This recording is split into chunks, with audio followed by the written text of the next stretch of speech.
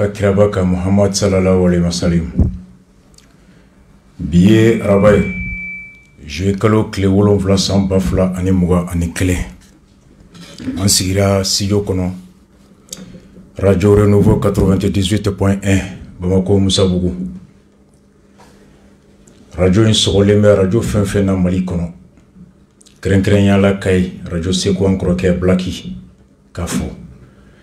atola ka kay che anamuso dugutigi almamu la datigu ku befo Aureka jamana gajaga Radio Gajaga ka gajaga jamana u befo fo Mauritanie kono fo Sénégal kono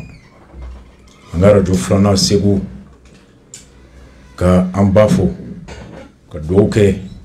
ala kan nyeme ala kan kloma ka dola bamu be do min kale ni on jamonay ala ka do time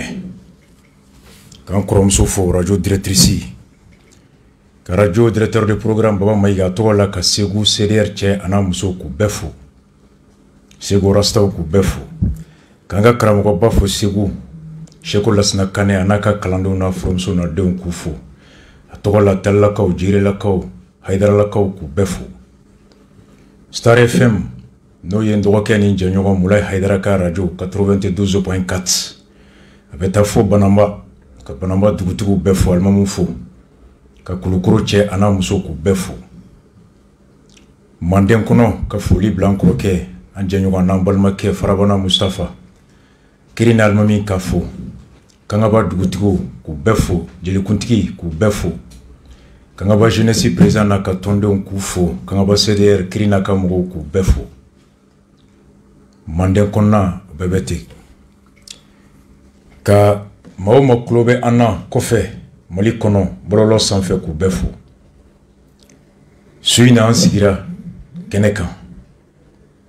kenemi na krenkren lendo ombolo bi kadaka erkle ani kla nyogona ala yang garjige kuna sini tene kase kata anyeda amokeka ando fadu ngane mokedo anga kramogo anga sherifu kuntigi buya haidara nyoron kono saba ayan son sheka maula kanyana maya kono mirina min tumbala layini min tumbabulu tabulo min kera tabulo yi misali mi on bese ko sura langa demsenia labi kan yere glan kan joro do faso jola ani dine sinsinina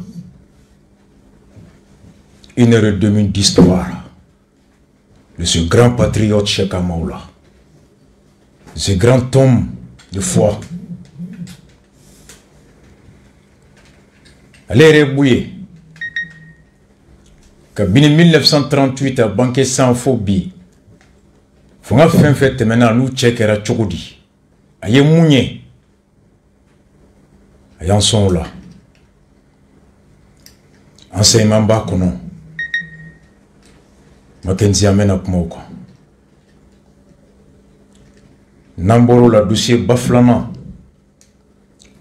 oye bi manga mimbe ufonyon ko mimbe walma kirimi be société baflani nyogon che munu nuka barae sanumboye malikono clé canadien ko société ko Biticold flana ni oye maliendo ye LB Mining ni asanumboro be minakoto akuma kadon ma chama fe asorola ministre de mine gouvernement Mokhtar Wan Chile wati mina kuma kan min bora nale kuma kan be akono conversationa akira sababu kato ma chama bora ni ko inkalama pendant 3 semaines anya nyini ke kalameni ke fanfla be fe ako Sorokoba kono est diplomatiquement foka ambassadeur dado à la mounye Amérique ambassadeur Canada ambassadeur a impact ni a implication ka bon a ko kɛra cogo di fan fila bɛ hakilina ye mun ye sariya ye mun fɔ an bɛ kuma o kan dossier ba sabanan o ye CEDEAO ka kulu min sigilen bɛ yan n'o kulu ka baara ye kɛrɛnkɛrɛnya la ka camancɛ fanga in a taabolo a kɔlɔsi ka tɛmɛ ni laɲini ni bɛnkan min kɛra Mali ni diɲɛ cɛ n'a bɛ f'o ma ko point focal de suivi olu ni premier ministre Choguel ye ɲɔgɔn ye o don na Choguel ye kumakan min fɔ olu ye u ye mun fɔ a ye ka taa tɛmɛ tile fila ɲɔgɔn ye min kɛra parti politiques ani jamana marabagaw ani jamanadenw ka ciw cɛ société civile parti politique et les autorités kalo tɛmɛnen tile 29 n'a tile 30 kalafili a bɛ kɛ ni kulu kɛrɛnkɛrɛnnenya de wa walima a bɛ kɛ ni administration territoriale de ye wuli kɛra mun kan le ministre de l'administration territoriale a y'a daminɛ ni jɛlenya min ye n'o ye ka bɛɛ wele Mackenzie bɛɛ welela bɛɛ wulila kumakan min kan o kumakan a y'o fana cari bɛɛ k'a mɛn n'o y'a sɔrɔ aw wulila mun kan n'an ye o de sɛbɛn tiɲɛ yɛrɛ yɛrɛ la n'an panna dɔ kunna an bɛ tila ka ɲɔgɔn ye aw bɛ n'an hakili lajigin rapport kɔnɔ o bɛ fara kan n'an ye dɔ fara kan aw b'an hakili lajigin o bɛ bɔ a la a b'i ko ni polisi y'i wele k'i ɲininka n'i tilara o b'a sɛbɛn ka tila k'a kalan k'i ɲininka i ye mun fɔ o de don wa an ma pan kuma kunna wa an ma dɔ fara kan wa walima an ma dɔ bɔ a la wa n'i ko ayi i b'a signé n'i y'a signé o kɔrɔ ministre nɔ tɛ bilen ko ko bɛ kɛ e kumakan don le rapport a été rendu public o rapport kɛra sababu ye k'a to kuma caman bɛ fɔla an yɛrɛ fɛ gɛrɛnw na radio sanfɛ Facebook kan bɛɛ tun bɛ kɛnɛ kan ye bɛɛ ye mun fɔ ko kalafili ka kɛ mun na Mackenzie an bɛna an da don o la dossier ba naaninan a si tɛ janya dɛ o ye ko min wulila nin dɔgɔkun kɔnɔ n'a kɛra ministère de réconciliation yɔrɔ la ka fɔ 20,000,000 ko ni sergent de police Sidi Tambura ani Kadija Fofana tɔgɔ sɔrɔla la ala y'a kɛ dɔgɔkun in daminɛ la a ko a nana kuncɛ cogoya min na a yɛrɛ ko bisigi sɔnsɔnnen bɛ Sidi Tambura ka polisi procureur ye ale bila ka taa kasobonba la yanni sɛgɛsɛgɛli ka ban ka taa kuncɛ kiri la walima ni kuru tɛ bɔ a la Kadija a fɔra ko ka taa ko foyi tɛ yen mun bɛ se k'a bisigi ko nɔ bɛ ko in na ministère de réconciliation ye mun kɛ nin ko in kɔnɔ sécurité d'État da donna a kuma la ko b'a kɔnɔ ko minnu n'a b'an sɔn leçon na faso jɔ o sira kan voici les grands sujets an bɛna kuma mun kan bi Mackenzie bi ye cours d'histoire ye cours patriotique cours spirituel cours civique cours moral de l'école de Cheikh Amaoula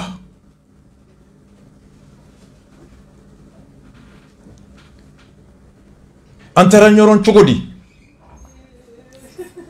n bɔlen juin kalo tile 15 ka liberté provisoire sɔrɔ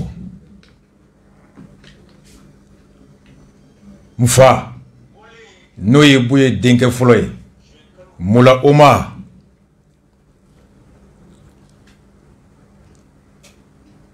a ye n fo ka ma ci ma ka n fo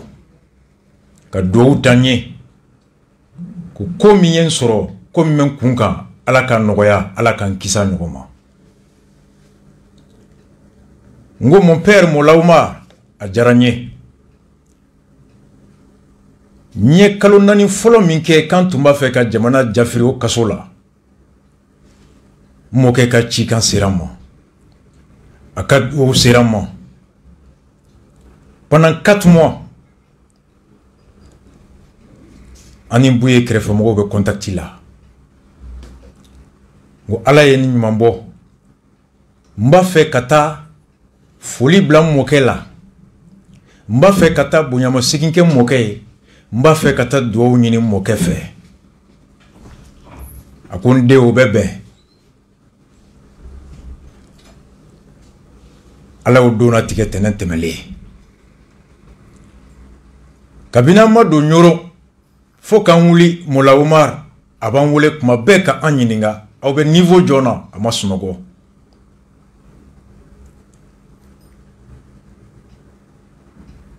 Platini u ka chauffeur kɛ u ka kalanden u balimakɛ k'o détaché spécialement ka taa an kunbɛn depuis ɲɔrɔn donda fo ka an bɔ ɲɔrɔn kɔnɔ 0h moins ka mɔgɔw détaché k'u bila an ka délégation jiko thé sogo chaque 2 heures de temps dumuni sugu bɛɛ bɛ ka na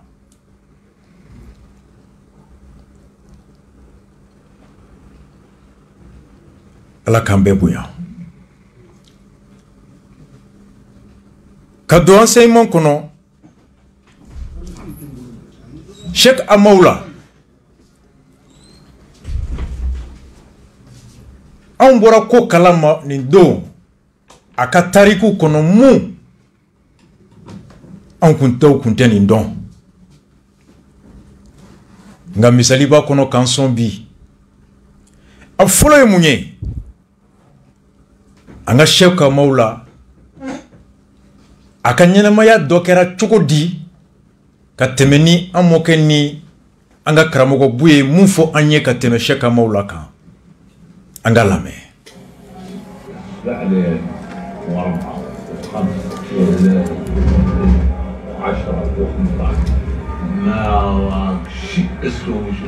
ما لا إله إلا الله والله موافق والله تاني أقول شام الله يري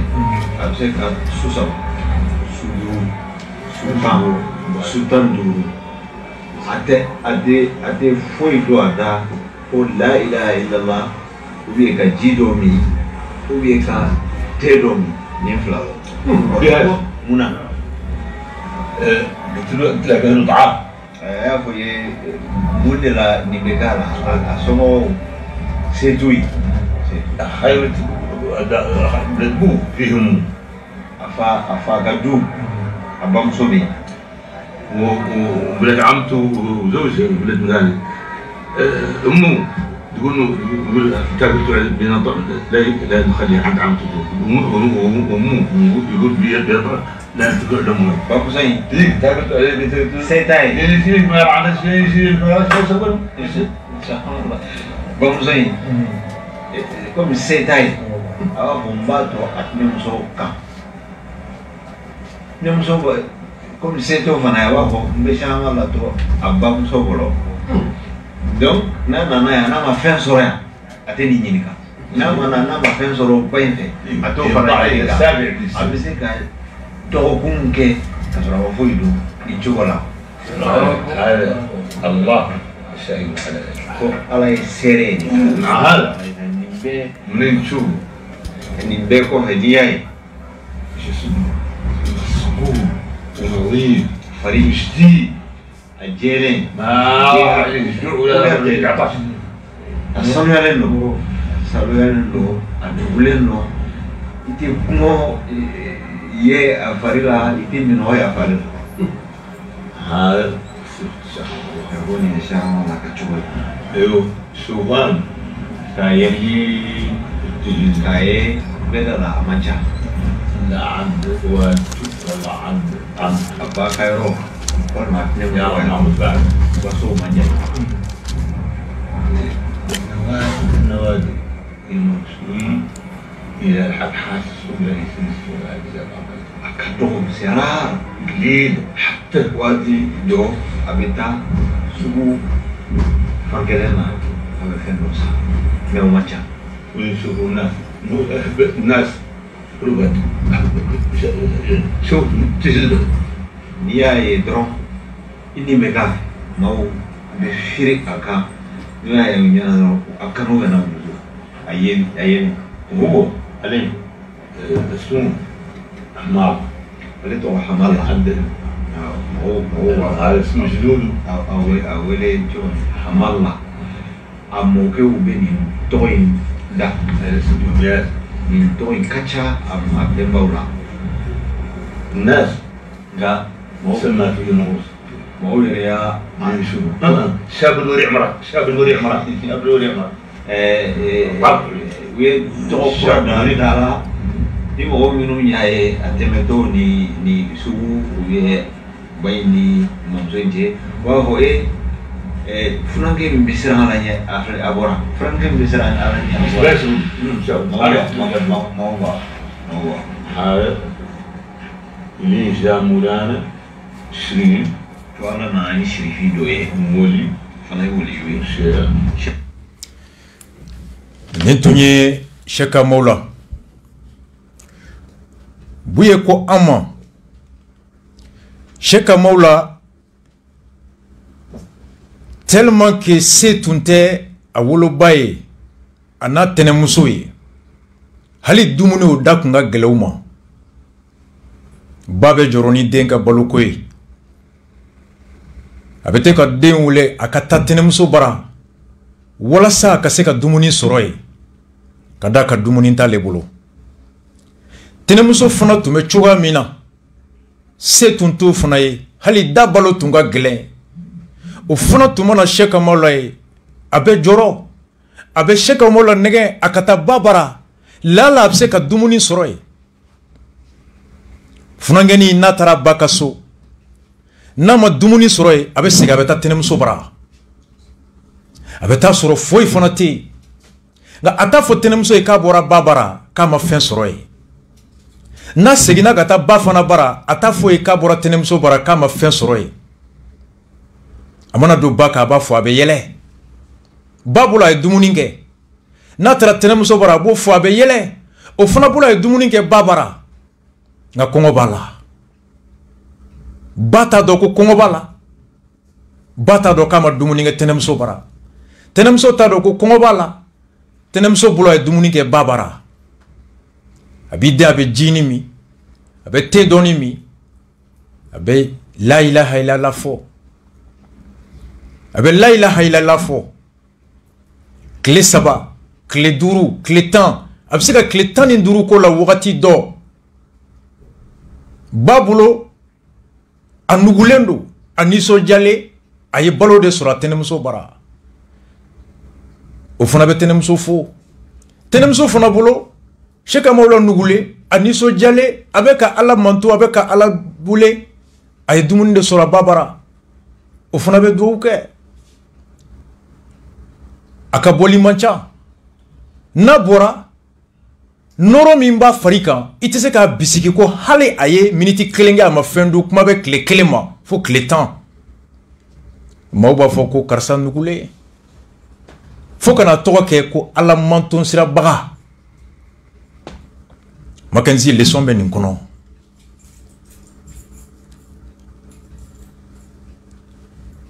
daraka 1 ka kɛ anw ma dumuni kɛ avant 11h an nin bɛ tiɲɛ an bɛ dɛsɛ foli la an kɛrɛfɛ mɔgɔ bɛɛ o bɛ tɔɔrɔ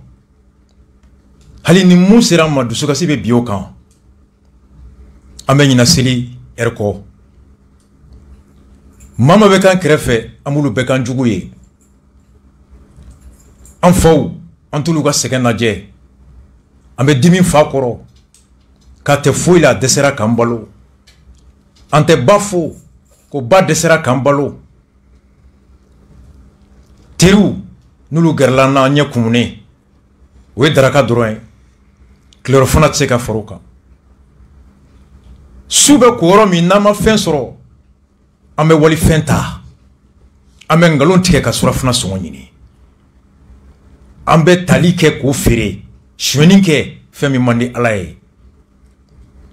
an bɛ taa delili kɛ yɔrɔ la delili min n'o bɛ du lebu n'o bɛ ba ka sentanya o yira o kɛnɛ ma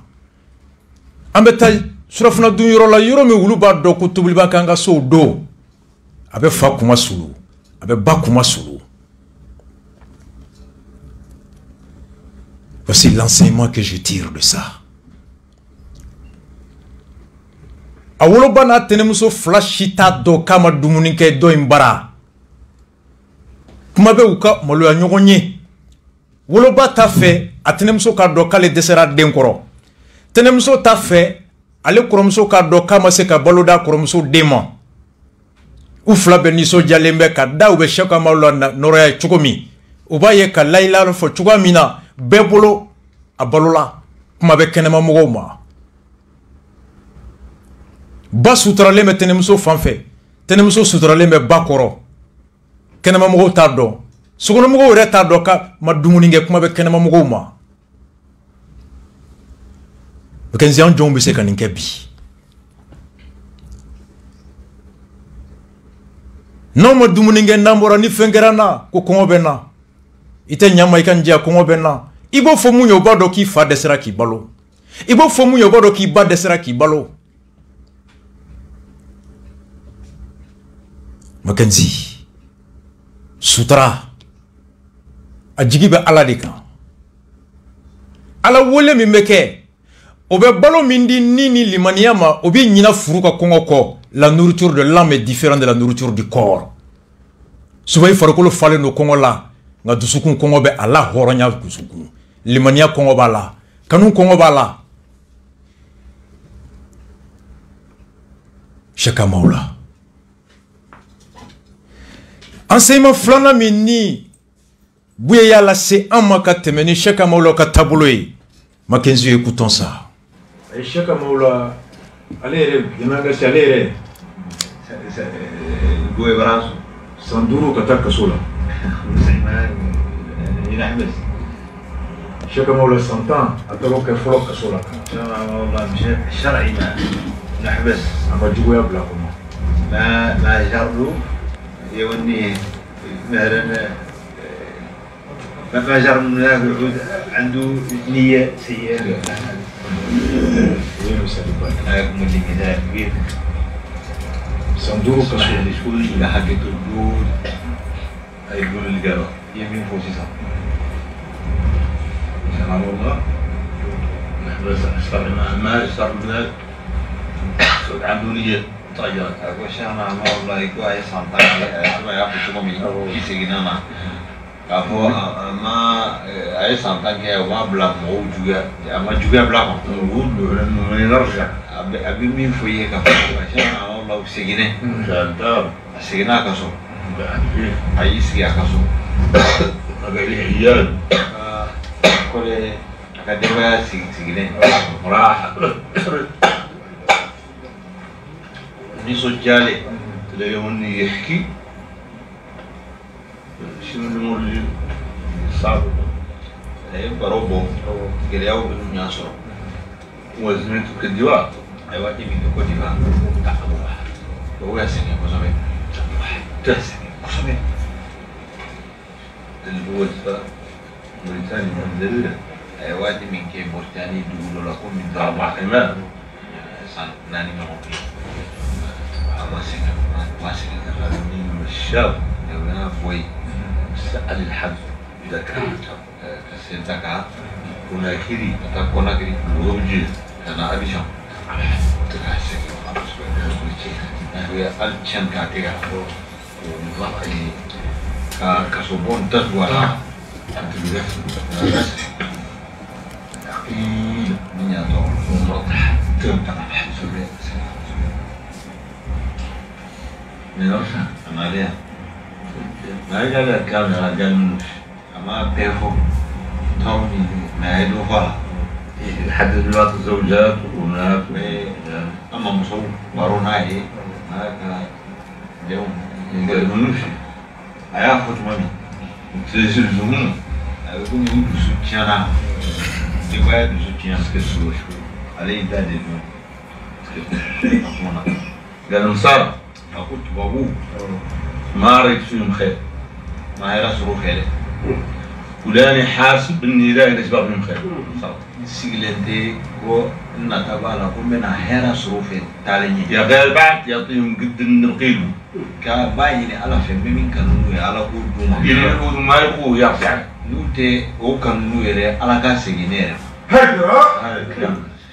شام والله يسلم بالله الذي لا اله الا هو اللي قال الكلام يسلم ما بيك يا الله شام والله ينفون jama شوف ago ليه تقول لي رجع جاي ضد النخيلة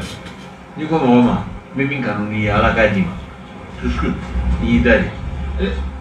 تقول شو معلوم وش معك tika ke be man kanu na tigi عشان كده تقعد ما تغير علي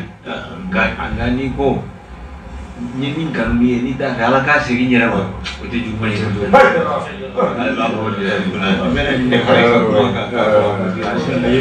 franchement ayant son clé là Allah akbaru ako sheka maula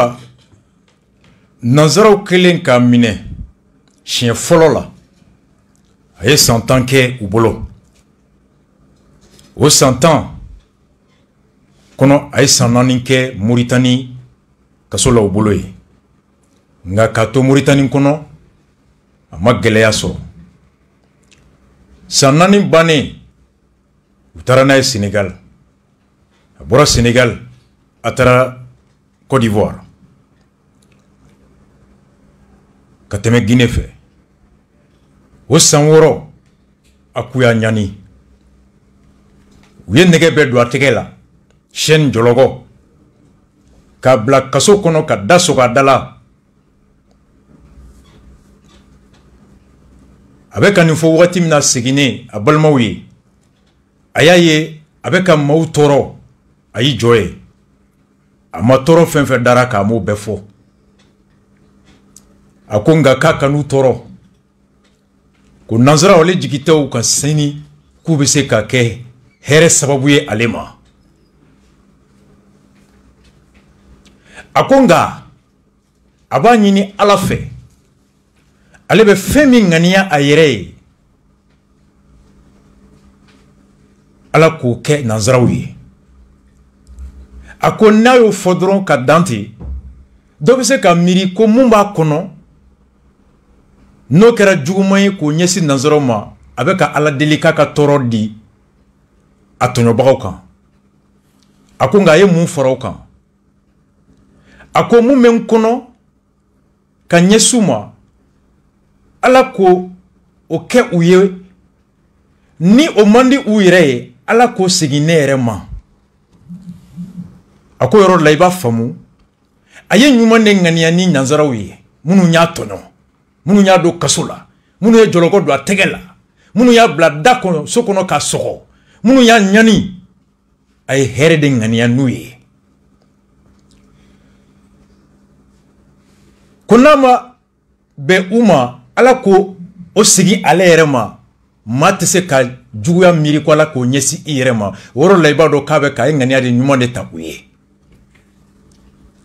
malgré que uyale joloko do ala ka boa a den koro ka boa fana baw koro ka boa balmaw koro ka boa ka dugukolo koro katana 100 ans ka joloko do ategela ka do sokono ka dasoga dala aya faruma abe ngane ngania nuye abe herede ngania nuye Mackenzie ayoro ye hakli jigi nere kalunani minke kasola kon tumba fe ka coup d'état ke koneni agiptal Vital Robert Job ani fa Mamadou Kansai ani fa Kone ani Sekou Traoré ni Nasiji ani Kushigi colonel Nyanga du sécurité d'état ukwanya meko bubu dogoni lo be wari dima ika kuma radio la ka jamana dona fitne wala sa coup d'état ka ke bandawla bubu kana ke président munya ni kuma meko lo be wardi mamu digo de ko malo ka warba bulu ko be hine abe wardi trop minele ko fe folo mi fora kanga nyine bolo ko e téléphone Cameroun yonke a clifla kuma bora ka bora téléphone kono ko bubu ye million keme fladia nous sarta le boye nya foy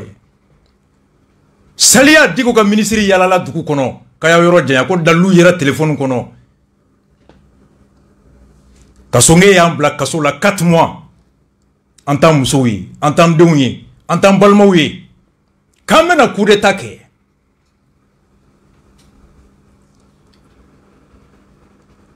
À la sécurité d'État k'an minɛ k'an kunsigi tigɛ. Yan'an ka minɛ colonel Wage téléphone ci k'an bɛna aw minɛ. Boubé ni Diko ani Mundiri réunion kɛ avant. Ngo anw ta kɛra kalo 4 ye.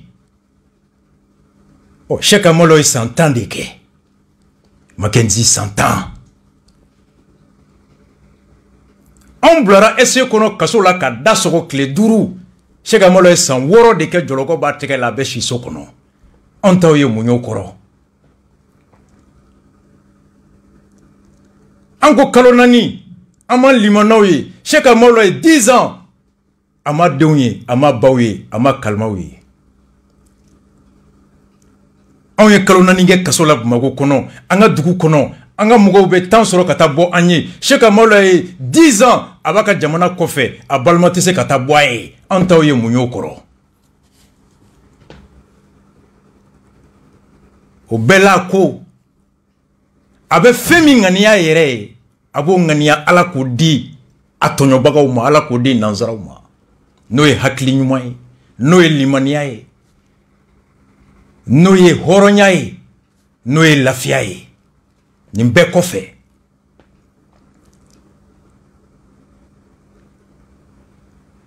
Mackenzie anw taw ye mun y'o la? Ɲɛ kunbiri. O Cheikh Amolo sera 100 ans nin kɔfɛ, jɔlɔkɔ ma don anw tɛgɛ la, jɔlɔkɔ donna le la. Anw ma minɛ ka bɔ Bamako kɔnɔ, an balimaw kɛrɛfɛ, ale minɛra ka bɔ a ka jamana de kɔnɔ a balimaw kɛrɛfɛ. Anw minɛra kalo 4, colonel Wage, colonel Diaw, Mamadou Kasonge, Boubé, Diko, Mundir, Alpha Yaya Bamako Kade, ceinture arc-en-ciel. N'anw bɛ Bamako yan, an ba bɛ taa bɔ an ye, an faw bɛ taa bɔ an ye, an limanaw bɛ taa bɔ an ye, dumuni min ka d'an ye o bɛ taa di an ma, nɛgɛla min b'an na o bɛ taa di an ma. An bɛ radio lamɛn, an bɛ jamana kibaruya mɛn télé kan, maaw bɛ na journal d'an ma, an b'a kalan. Cheikh Amolo a balimaw ma se k'o hakɛ o sɔrɔ ka taa bɔ a ye. Jɔlɔkɔ b'a la. An ka dasɔgɔli o danna tile 5 ma. SE la, ale ye 100 ans, 106. An ta ye mun y'o la? Ngo Ala de y'anw ci nin don ka taa b'u ye bara. Ala de ye b'u ye fana miiri nin don ka nin kibaruya di anw tulo kan. Histoire la mun bɛ fɔ anw ye ko diɲɛ jɔra, diɲɛ jamanabaw minnu bi n'anw bɛ taa deliliw bara, minnu bi n'anw bɛ dugawu kɛ ko Ala k'an ka jamana k'u ɲɔgɔnna ye, minnu bi n'anw bɛ taa tunga la ye, n'o dɔw ye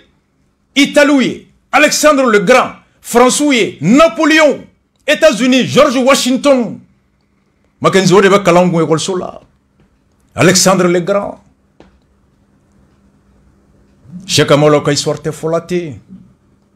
Jani mɔgɔbaw bɛ yan n'u tɛmɛna. Des références morales, patriotiques et spirituelles. Cheikh Amolo yafara cogo min nanzaraw ma, fo k'a ɲini Ala fɛ, hɛrɛ min n'ale b'o miiri a yɛrɛ ye, Ala k'o ɲɔgɔnna kɛ a tɔɲɔbagaw ye. Ko Cheikh Amolo kama, an fa b'u ye kama, ne rasta yafara Diko ma, n yafara colonel Diaw ma, n yafara Wage ma,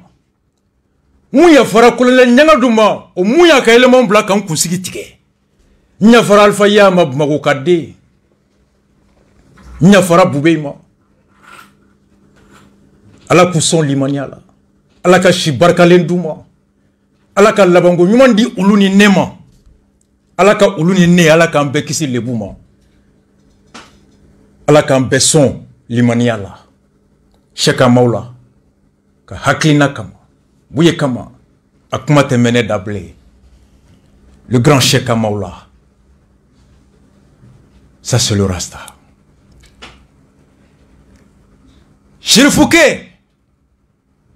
allez, Yere Mackenzie, Cheikh Maoula Denke Bouye, Angalame.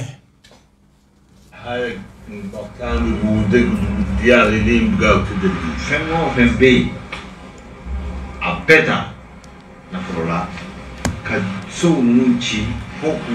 du koloke و ونقو شاشة كل حد من زر العجل ka deun chari نعم ما قبل هنا لا wa deun deun شاش peche ول عليه ma so flaga ke no fe rola قالوا منتو كبير adem so korobali حبسوا ما لانه wa do kasola ya وتتخلق شيء ما عانق قريمة ai wa do kasola ya sa tesan dafale mo ga kasuru sa ya nyorai وقت منه وقت هاي الوقت انا دخلت منه bena bena ni ke wajibi asura le bena don kala no biya don kala حنا يدخل حنا نقول نمت على 5 جماعة و5 اشهر و5 ايام حب منني الحياة ندخل an ka jate la an bɛ dɔn kalan na san 5 kalo 5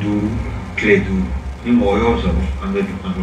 وانا دخلت منه ale o y'a sɔrɔ ale dɔnna kalan ودمتي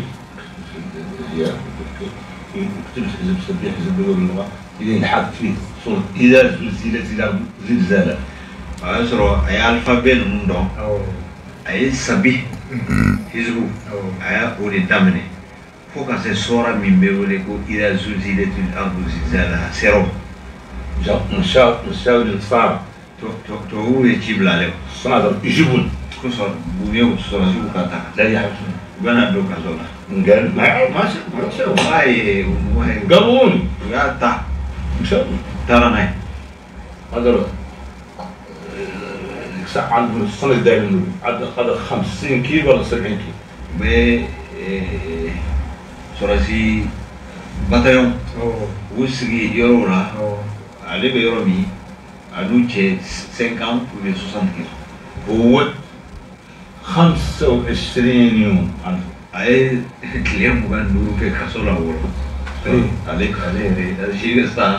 5 ale yɛrɛ y'o kaso kɛ san tile 25 نصارى يلعبوا بالمشي o y'a sɔrɔ tubabukɛ yɛrɛ min ye ci bila ma a ye ci bila k'u ka a minɛ ka na tubabukɛ yɛrɛ taara ci dɔ la قال جدو قال نيجي ان شاء الله tubabukɛ ko aw na a nalen a ko aw nana n'a ye ko an nana n'a ye k'a bɛ min a y'a de ye denmisɛnnin dɔ a y'a bila o nka a ye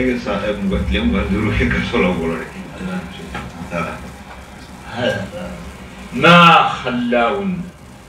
tubabu ma foyi to an ye من ممتلكات هنا اللي لا جات اصحاب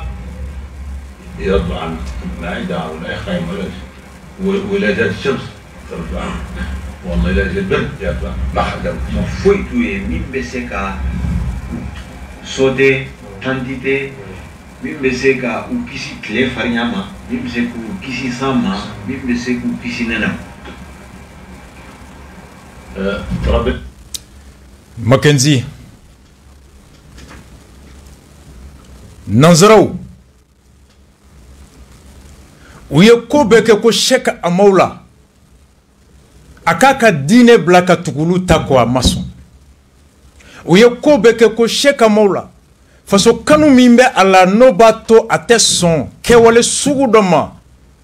a balimaw ni a ka jamana n'a ka diinɛ o kana k'a la olu la kanali ma u ye ko bɛɛ kɛ Cheikh Maoula a ka limaniya bɛ degré min na a ka laɲɛsiranya bɛ degré min na a ka kabila ni danbe ni ala ka diinɛ o lakanali dusu min bɛ a la fo hala yɛrɛ sɔnnen bɛ a ni ka to o kama ka se degré min na u ko n'an ma dankari cɛkɔrɔba in na a bɛ kɛ misali ye ka maa caman na muruti Nyoro mara kono anwre ka mara be yoro no be anga mara geleya u desera sheka maula u yamine 100 ans asigina abaka alako asigina abaka faso kanun ko asigina abaka balma sinsinin ko u yaye koninte uma daw kelema u ko ka kelente aka dembaya benuma konka ulu jo nulu chara nanzeraw ka bingali fangai atesia soroya ademuso folo yo mine ko do kasola nyorongono breta je sankle umo bo ale mun tumbe denge imbuye asanduru ako towuye chibla kana ku kata denge mine o tunye ale unana kale mine kata na kaso kono bataillon fla bataillon clé abe surasi keme sababo abi ko surasi keme duru surasi keme woro ube ka buye kolosi nyemugo mi chibla ko ka mine yano kana kaso kono ale sibe 105 ans buye haidara avec les mouga en code de kek to bolo kasola gardé par plus de 500 militaires colons nyemugo nali kay kasola de na bokana wel la bokana ko ka be mi konine du e ko demseni ko aw kawyabla Mackenzie Bouya fait ça ali biabo kelendeka abo kelendeka Mackenzie Sheka Mola o denge Bouye de flé Sheka Mola muya fara atonyo bagawma kalo wolonvla mago konoya KM5 dam ne fo kana coup d'état ke toko chete mu madarastaka bubu ye million keme fladi aye million keme durudi abeni bangina sanendu diko mabo clé kate bubu donné de awole ko di mabo clé ate bubu don on de awole ka foya ka bubu deme amase on moni dossier ni arasate do M5 na saralende du Karim Basara bubu Basara fo mamunu nini munu jera nyere bolo balmaya sera yoro la matin donc bo ulu sigara fo kana bo sigala ka bo ka fo kaye an janfa do master swimming kumana ko nyere ke Bob Marley ka nyere ke Thomas Sankara mashima boadu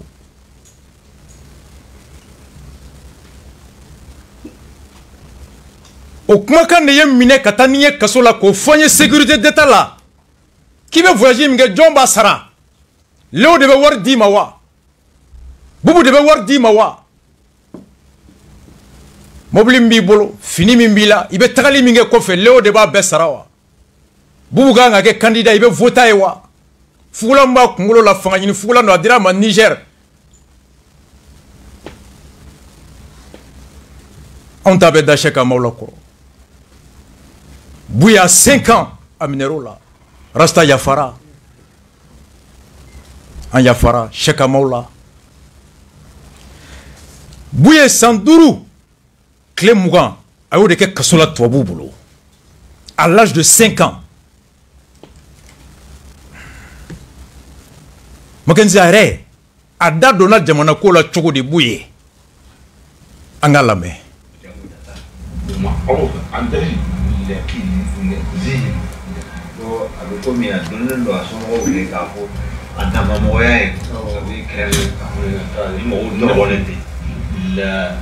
ما واحد لا انا ضاغط وتم مش في الدراسه ولا راكب على الطيب ومش في الدراسه والله راكب على الجمال مش في الدراسه de felada mi edron ni barata tabolo akando muli kono tashasiki kayele soka tashasiki kayele nyame ka tashasiki ndi ale felada هذا بصراحه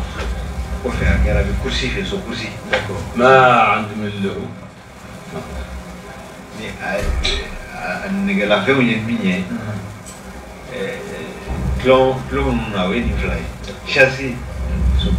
ترى يلعب اخوي اللي كان هو راجل كبير وجاء وهذا عاد وراء ياسر يا غير من هذا الشيء مثلا خير أقرأ sisan a kɔrɔkɛ min bɛ yen fɔ a kɔrɔkɛ min a ko o banana a kɛra ale ma wajibi a bɛ segin ka ko dɔw kɛ du géreri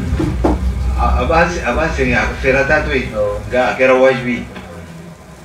يا سماء خلف إلي مرفوع قرارا ka don politiki la ko o de la famille bɛ na ale ale da donna politiki la waati mali bɛ yan mali bɛ yan balimaw b'a la teriw b'a la politikimɔgɔw la nka a yɛrɛ ka i da don a la ko o de la famille ko n'ale Modibo ka tan كان توجد غاتو كان presque Mali bɛɛ ɲɛsira Modibo ma o y'a kanu kosɛbɛ شيء عمده ka b'u bolo ale ma Modibo ale ma هو ما حاضر ma taa Modibo fɛ Modibo yɛrɛ fana ma kɛra ale la موسى من دار الحكم ليش 18 مش Musa ye fanga ta a tile a su 18 na a ye mɔgɔw ci a ma عارف a bɛ ɲɔgɔn dɔn قدرني Musa y'a قدرني a y'a gasi sigi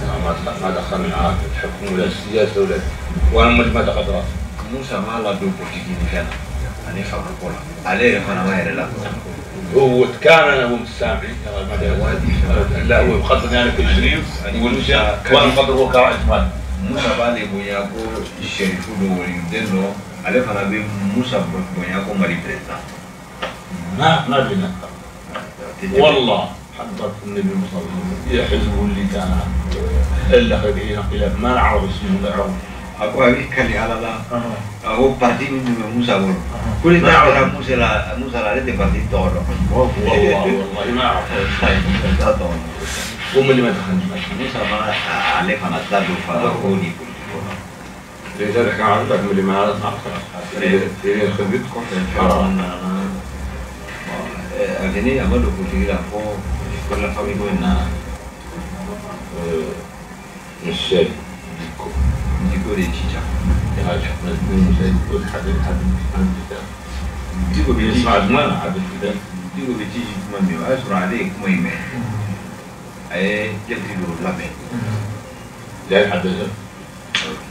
labɛn نمشي بيها ولا نمشي a b'a fɛ ka taa n'a ye ubiyɛn a b'a cika لا مش شايف Diko ye cica حكمت كتاب ده عندي a y'a ka sɛbɛn minɛ a kɔrɔ a yɛrɛ taara مسلمين قاموا هاي قضية مسلمين في كل مكان silamɛw ka bɔ an bɛna ni silamɛw ka ko wulila an bɛ silamɛ lamɛn wulila كنت واقعا a y'a ka sɛbɛn minɛ a ma lɛtiri labɛn شهور ما تقولون نتكلم ظهرنا من الموضوع ما بينا يا غير ما قلنا وخلاص o y'a faamu an bɛ ma bago bolo sa k'a bɛ kun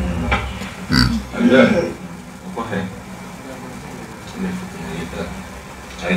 a ye ne wele ma fɛn fɔ n ye ne wele الصبح o sini رجع fajiri an bɛ bɔ yan an bɛ taa أراد شيء mais a bɛ taa kun min na ليس بعد a bɛ fɛn fɔ n ye a bɛ taa min na an bɛ taa Bamako kɛ nin mais min dɔn a ma رجع أي خوف ترى شكله fajiri fɛ a ye n dɔgɔkɛ wele min bɛ da ne tɔgɔsiya nasida وإحنا ماشي ko an bɛna taa ما يعرف mɔgɔ t'a dɔn an bɛ يا رب taa أنت لين nka n b'a fɔ أنا قلت لهم an bɛ taa Bamako a y'i da diya نيجي nka ni an bila الحي لا ينبات لا ينام لا ينبات a ŋaniya ye min ye n'a tora balo la a bɛ segin ka na sigi yan an bɛ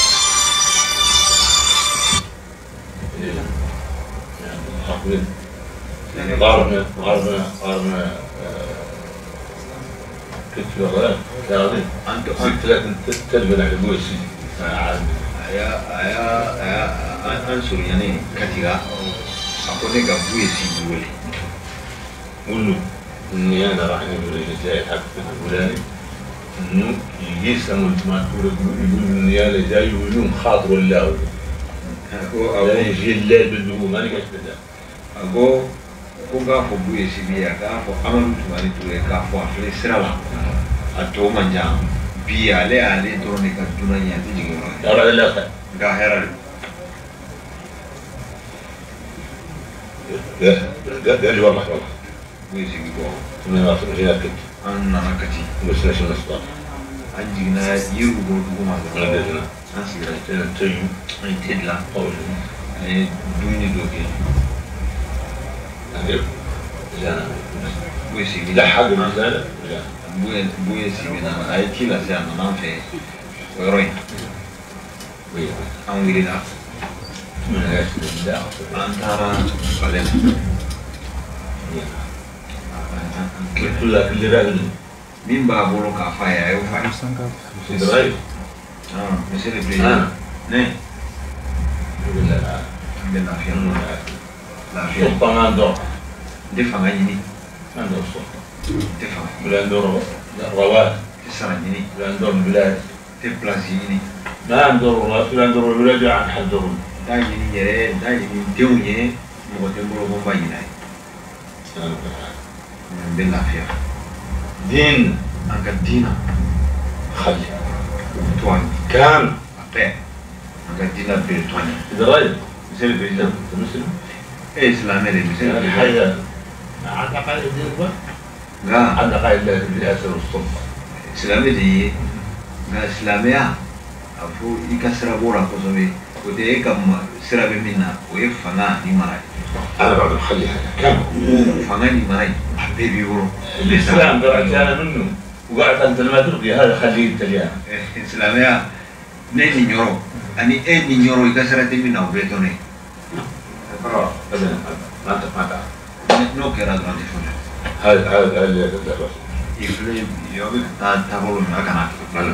an ta. هو يقول لي لا بابا tumani ture b'ale wele de ko baba. لا ما يقول ne bɛ ɲɔgɔn na a b'a fɔ baba dɔrɔn. baba a ka di ye cogo min. هذا المشوار a u ka sira ye nin dɔrɔn de. وأنا مثله عيالي هم شو من الناس صح a kan ka bamakɔ yan. nka kɔlew dɔ bɛ yen banabagatɔw don. هذا إلى مثل nka n tɛ taa هذا yen. بالله ولا يرجع مصر ne nakun ye dɔrɔn de n bɛ bɔ yan ka segin. عاد الساعة الرابعة 4 heures kuma. an ye sira ma وهذا an seginna an sira. عن السامع a bɔra fɛ n'u kɛlen don ka ɲɔgɔn ta o. nka tiɲɛ na a laban kɛra munumunu ye dɔrɔn. حدث kɛra o cogo la ale fana girila k'i da don politiki la ne ci. والله اللي عدلت يكون شيء غلط a ko a ye min kɛ wajibi walahi a bɛ kali ala la wajibi de don a ma k'a kɛ. ما الساعة a ye wuli ka jɔ min kɛ o wajibi نزلت كذاش fɛn bɛ komi an mɔkɛ n'an ka karamɔgɔ Buye a ko ale kɔrɔkɛ de tun ye dutigi ye kabilatigi ye wagati